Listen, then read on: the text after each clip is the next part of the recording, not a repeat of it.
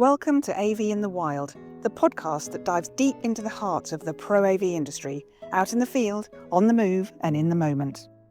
Hey everybody, we're here at UC Expo 2025. Now I've grabbed Erica Whittle from Sennheiser. Erica, for the one person who doesn't know Sennheiser out there, talk us through what Sennheiser do.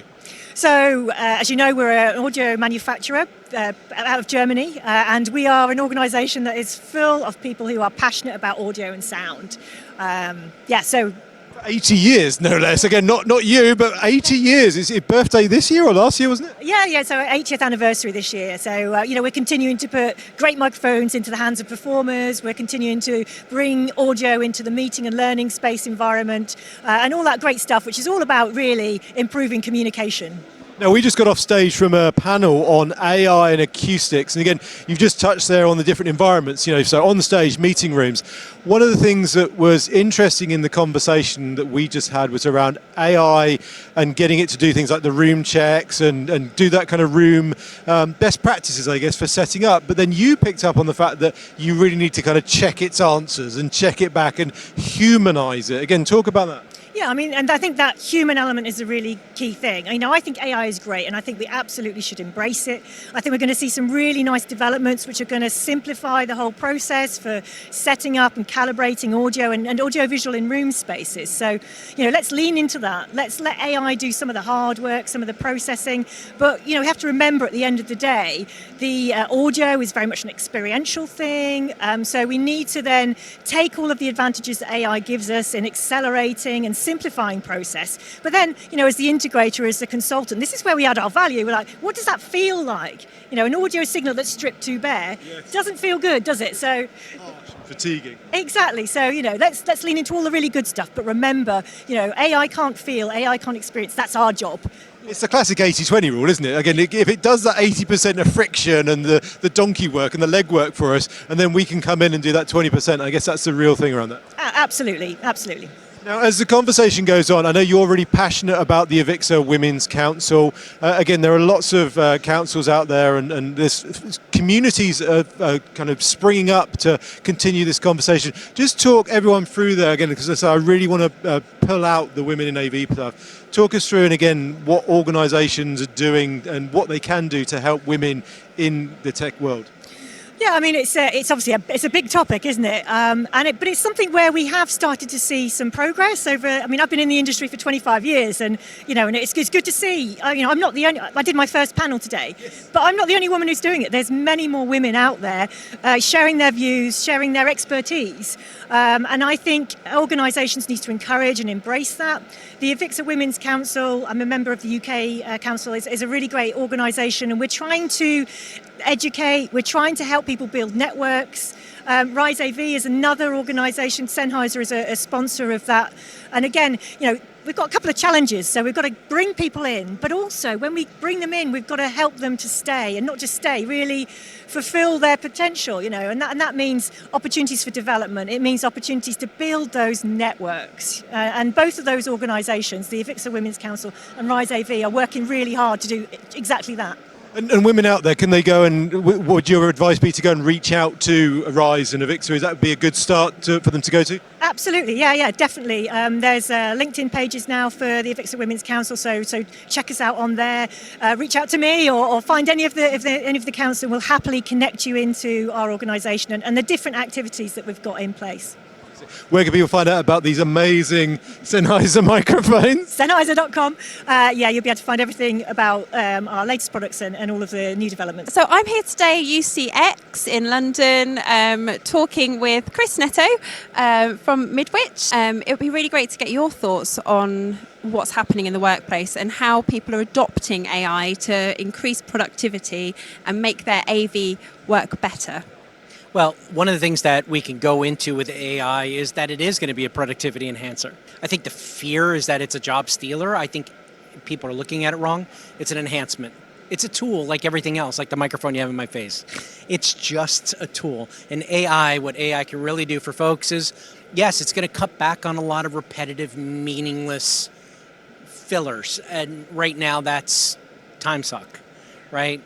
Filling in Excel spreadsheets is something we do because we have to, because somebody wants one.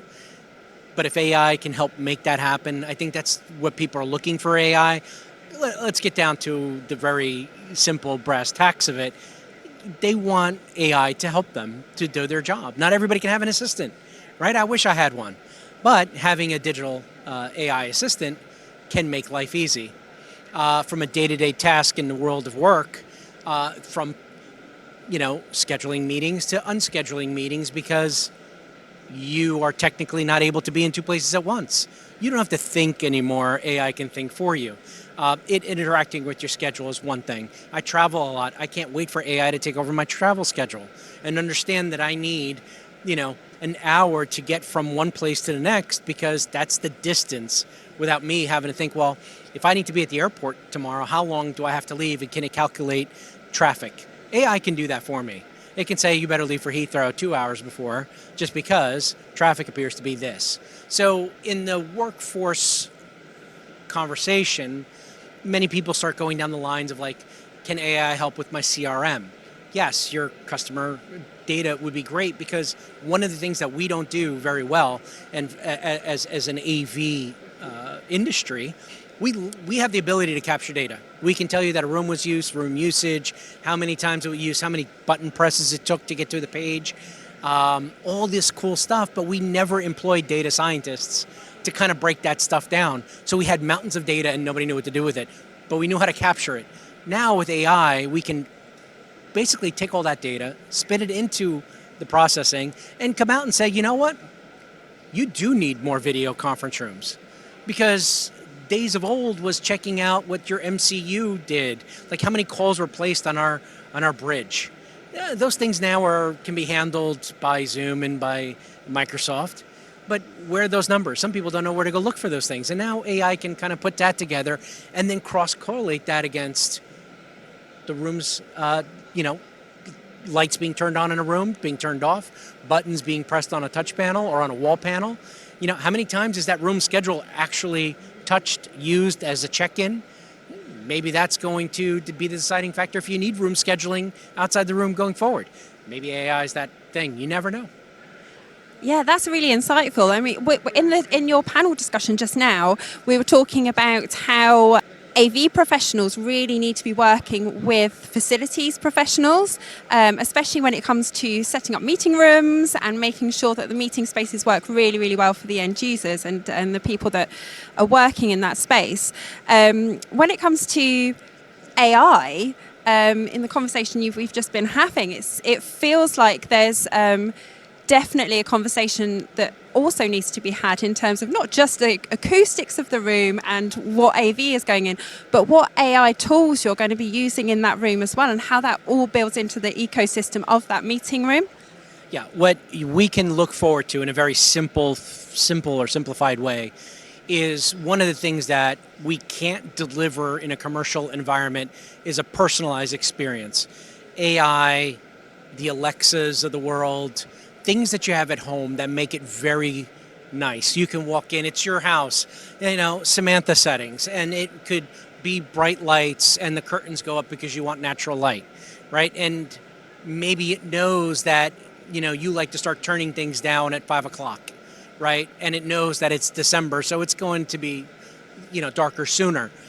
Those kind of learning patterns are not something we get into the commercial space. But AI, now that it knows it's you, can now bring a personalized experience into a space. And as AV technologists, it would be more of a general term, we want to be able to have a more personalized experience. The CEO wants a personalized experience in the boardroom, but why can't you, as a project manager, for example, at a large, financial institute, walk into a space and it knows that it's always you and one other person, so it only needs 2 of those microphones turned on.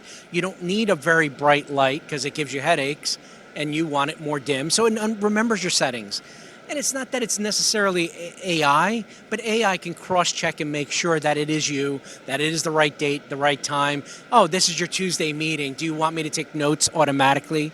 Because you do that in the past, and now it learned that it needs to transcribe. Oh, and by the way, one of your teammates is not here, so we're going to transcribe it, and then we're going to translate it into Italian because that person is not here. And they work out of the Rome office. So that is where I think pie in the sky AI would be for a lot of people. And on the AV side, it finally allows our technology to be part of the conversation, of the space, technically you don't own it, but you feel like it's your room. And I think that's what everybody's trying to get, not just in the days of past where it was a one-button press. We can now simplify it because it's not a daunting touch panel that's in front of you anymore, scaring you with 1,500 buttons. Yes. It knows it's you because you checked in. Final thoughts. What do you think the future holds? Quite simply, we're talking about tools. These are tools. These are hammers. You are important in the conversation. You are the person who has to use it. There is a big thing, and that is you. You is a letter missing from AI. And without you, AI can't happen. So in your thoughts about what AI can do, you have to remember that you have a role to play in it. And AI is only as good as the way you train it. And I keep repeating it with you and you and you because AI is supposed to be that. It's supposed to be a companion tool to help your day. It is not going to take over and do your job. And if you let it, then you can be scared or should be scared. But for the most part, use AI as you would any other tool. It's a car to get you from A to B, right? And it's up to you how fancy a car you want to drive and how fast you want to drive. So understand that you're stepping into a technology that is very much part of you, almost like a cell phone, right? How many people cannot be without a phone? So it's going to become part of your everyday life, but you control it and you manage it. And as long as you hold it, then you don't have to worry about none of the Skynet, Terminator type stuff. Just keep hold and do the right thing and you'll be fine. So make sure that we're embracing AI, but also saying thank you to protect ourselves for the future. Thank you very much, Chris. It was a pleasure. Hey everybody, I'm here with the Queen, royalty, the Queen of collaboration, Jane Hammersley from Blue Touch Paper, here at UCX Expo. How's the show been for you? It's some good stands. Everybody's talking about their technology, their specs and fees and speeds. It's surprisingly quiet actually, but upbeat, which is good. And everybody's looking forward to the next wave of technology of AI. Well, it wouldn't be, any kind of show these days if those two letter acronyms weren't in the conversation. You've just got off from the Avixa panel discussion with Ben and Gary talking about AI and the future meeting rooms. Let's start off with me. As a manufacturer, what can we learn from the world of AI and what are customers demanding that we should provide from AI? Customers aren't actually demanding anything yet. I think they're asking the question, what can the technology do for them? With the advent of AI and agentic AI, how is the technology going to impact? Is it going to change? Have I got to think about the technology that I buy now for a year's time, 2 years' time? Because the capacity that's needed within compute technology is going to be changed a lot. What does that look like? Do manufacturers know? I mean, that's interesting because there's always that thing of like, I'll wait for the next generation, I'll wait for the next. When do you pull the trigger? When do you kind of go, right, we have to do something? Is there, again, how can help customers making those decisions, make smart decisions as to what they're doing? In our latest research from our Channel Advisory Board, the impact of AI is actually being felt quite significantly. Delayed decision making is happening and is rife, but total cost of ownership is the number one decision making criteria that customers are demanding. So I think as a manufacturer, I would say help our industry to deliver a TCO evaluation calculation, help our integrators to really enable the customer to see where they're going to make efficiency gains, productivity gains, understand the data maybe that the technology we put into meeting spaces throws out. So I think there are so many ways that AI is going to impact, but I would ask you as a manufacturer to help us to deliver that to the customer. Now, it's such a broad topic. Those two letters bring up so many different conversations. You were talking about agentic AI. And again, just taking that earlier question, what do customers need to know? Again, where can they go and what questions should they be asking and querying their businesses? Take agentic AI out for a second, but for a customer to start deploying like multiple meeting spaces, event spaces, we're actually seeing customers needing much more than just an AV conversation. It's an IT, it's an FM, it's a CHRO, it's well-being, it's culture, but it even may start in the telephony area. So if your customers are contacting you via WhatsApp or via telephone or via email, how do we aggregate all of those pieces of information that are coming in, so in a contact center environment? And then what is the red thread to actually push that through the business and actually ensure that the whole business is engaged with that platform? So AI is a part of it. It is a red thread. And as an AV, UC, IT, we need to know all of it. And I think we've identified 8 areas of workflow that an AV integrator will probably get involved in, with AI running all the way through that. What are the kind of top 3 tips you can give people? Because again, it is such a broad topic. There is this fear, and again, people are kind of paralyzed to start and to get into this, either from fear of security issues or taking over their job. There's all these weird and wonderful kind of reasons why not to do it. What are 3 things that you can give to, again, the viewers of this to say, just start? Where can they start and how do they start? Great, just start. Done. Yeah, done. Just start. Just jump in. Find out what your business needs to get better productivity efficiencies.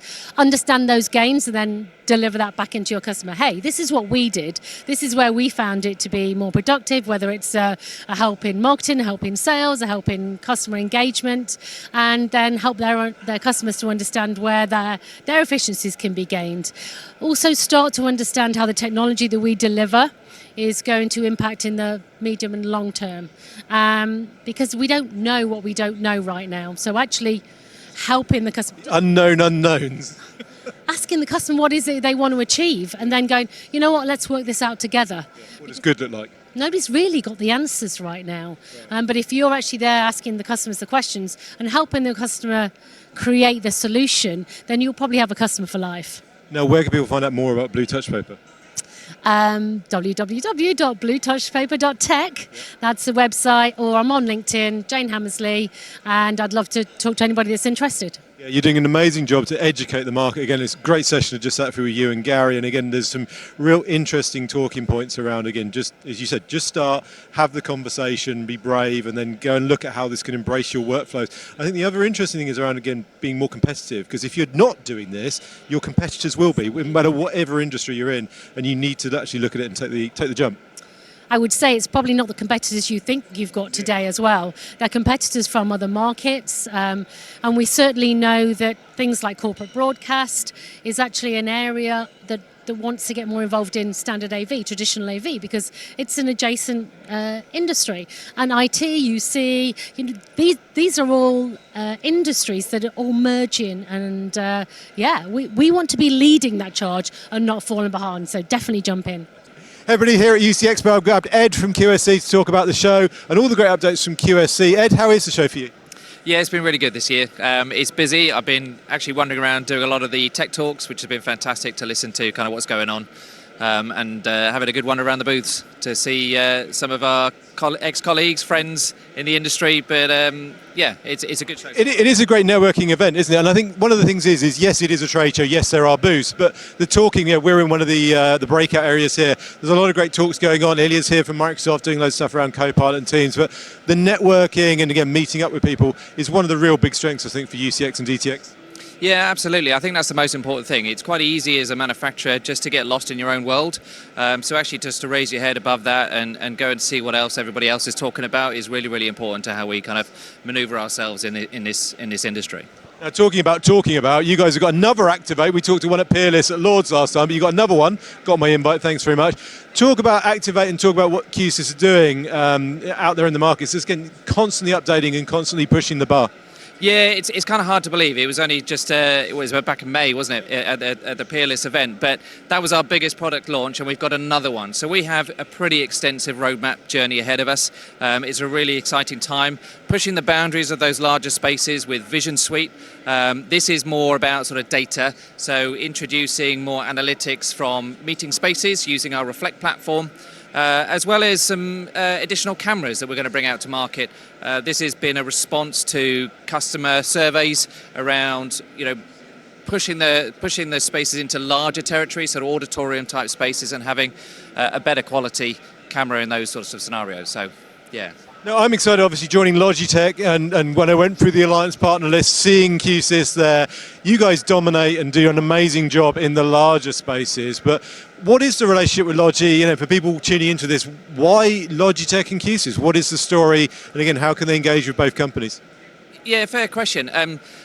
It's a really interesting one for us because I think we've come from very similar backgrounds, supporting Microsoft Teams and their journey and being that kind of peripheral around the collaboration video platforms. So we both have kind of relationships with Zoom and Google and Microsoft Teams, and that PC compute that sits in the middle really enables us to focus on the bit that we do really well, which is the high impact spaces, so boardrooms, training facilities, those more complex environments where typically Logi has kind of focused on the smaller end of the scale.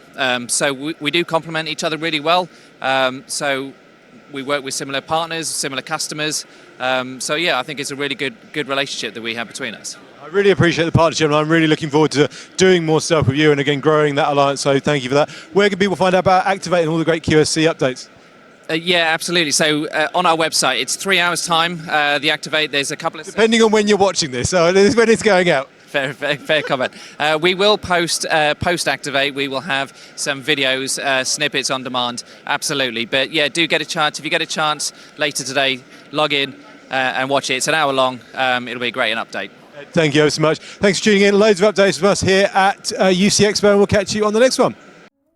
That's a wrap on this episode of AV in the Wild. Big thanks to our guests and to you, our listeners, for joining us on this journey through the AV landscape. If you liked what you heard, don't forget to subscribe, share, leave a review. It helps us keep the conversation going. Catch us next time as we hit the road again with more voices, more stories, and more of what makes AV wild. Until then, stay curious, stay connected, and stay wild.